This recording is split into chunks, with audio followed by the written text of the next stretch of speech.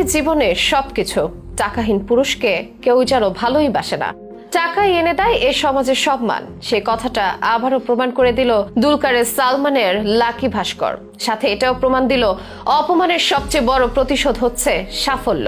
টাকার অভাবে যে ভাস্কর ঠিক করে খেতে পায়নি, বাচ্চার আবদার মেটাতে পারেনি, সবার মধ্যে অপমানিত হতে হয়েছে, সেই ভাস্করই হয়ে উঠল কোটিপতি। 80-র দশকের প্রেক্ষাপটের যে সিনেমাটি অনুপ্রেরণা যোগাবে যে কোনো গরিব মধ্যবিত্ত ঘরের সন্তানকে।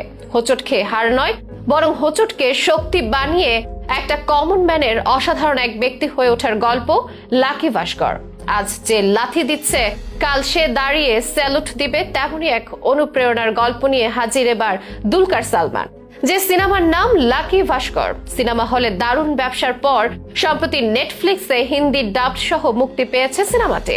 কেন এটি অবশ্যই দেখা উচিত সকলের, কি কি চমক থাকছে লাকি ভাস্করে, সেসব ব্যাপারে স্পয়লার ফ্রি আলোচনা থাকছে বিশেষ এই শোবিজ আয়োজনে। অভিনেতা দুলকার সালমান মালায়াম ইন্ডাস্ট্রির এই সুপারস্টারের ভক্ত সংখ্যা গোটা বিশ্বজুড়ে। গল্পকেন্দ্রিক সিনেমায় অভিনয় করে নিজেকে নিয়ে গেছেন অনন্য এক উচ্চতায়। তার সিনেমা মানে ভক্তদের মধ্যে আলাদা উত্তেজনা। শুধু মালায়ামই নয়, তামিল, তেলুগু, হিন্দি ইন্ডাস্ট্রিকেও তিনি যেন আপন বানিয়েছেন। কাজ করেছেন একের পর এক। 2022 সালে সীতা রামম দিয়ে বাজিমাত করেছিলেন তেলুগু ইন্ডাস্ট্রিতে, আর চলতি বছরে একই ইন্ডাস্ট্রিতে লাকি ভাস্কর দিয়ে আবারও বাজিমাত। গত 31 অক্টোবর এটি মুক্তি পায় সিনেমা হলে। মুক্তি পেতেই মেলে দারুণ সাড়া। অসাধারণ এক গল্পের সাক্ষী সবাই। শতকোটির ঘরে আয় করে এই সিনেমায় দুলকারের বিপরীতে অভিনয় করেছেন মীনাক্ষী চৌধুরী। দারুণ ব্যবসার পর গত 28 নভেম্বর নেটফ্লিক্সে মুক্তি পেয়েছে সিনেমাটি। তেলুগুর পাশাপাশি এসেছে হিন্দি ডাবটো। তাই অনেকেই মেতে উঠেছেন লাকি ভাস্করে, যেখানে তুলে ধরা হয়েছে সাধারণত এক ব্যাংক কর্মকর্তার অসাধারণ বুদ্ধি ও অপমান ডিঙিয়ে ধনী হওয়ার গল্প। এটি মূলত ইতিহাস নির্ভর ক্রাইম থ্রিলার সিনেমা, যেখানে 80-র দশকের প্রেক্ষাপটে গল্প ফুটে উঠেছে। খুবই বুদ্ধিদীপ্ত ভাবে এখানে গল্প বলেছেন পরিচালক। সিনেমার গল্পে দুলকার সালমানের চরিত্রের নাম ভাস্কর, যেখানে শুরুর দিকে দেখানো হয় ভাস্করের দুরবস্থা, পারিবারিক সমস্যা এবং চাকরিতেও নানা দুর্দশার কথা। সে ঠিক করে সংসার চালাতে পারে না, বাচ্চাকে নতুন কাপড় দিতে পারে না, না পারে পাওনাদারের পাওনা পরিশোধ করতে। তাকে চরম অপমান হতে হয় জনসম্মুখে। টাকার অভাব তাকে গ্রাস করে ফেলে পুরোপুরি। কিন্তু অনেকের মতো ভাস্কর হার মানে না,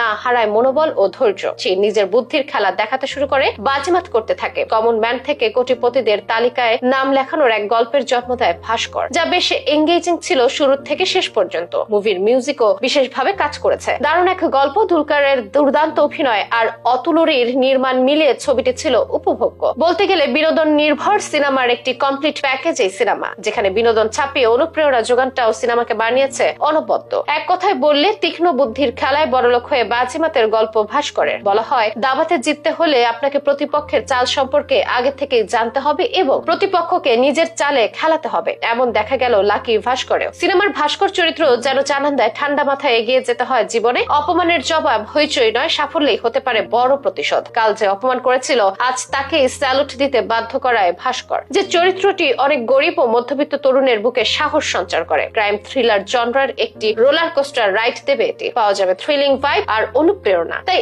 এখনো না দেখে থাকলে অবশ্যই দেখে নিতে পারেন লাকি ভাস্কর।